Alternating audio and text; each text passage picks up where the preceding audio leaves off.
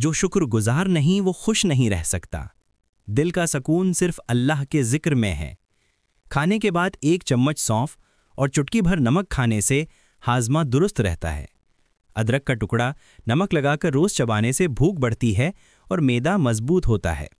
شہد میں کالا مرچ پاؤڈر ملا کر دن میں 3 بار چاٹنے سے کھانسی ختم ہوتی ہے۔ گرم دودھ میں ہلدی ڈال کر پینے سے گلا نرم اور سوزش دور ہوتی ہے۔ روزانہ صبح بادام بھگو کر چھلکوں کے بغیر کھانے سے دماغ تیز ہوتا ہے۔ شہد میں اخروٹ کا پاؤڈر ملا کر استعمال کرنے سے یادداشت بہتر ہوتی ہے۔ رات کو سونے سے پہلے دودھ میں شہد ملا کر پینے سے نیند اچھی آتی ہے۔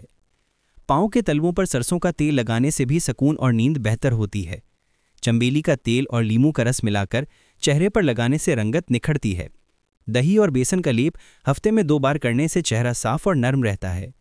نمک اور سرسوں کے تیل سے دانت ملنے سے مسوڑے مضبوط ہوتے ہیں۔ پودینے کے پتوں کا رس منہ کی بدبو دور کرتا ہے۔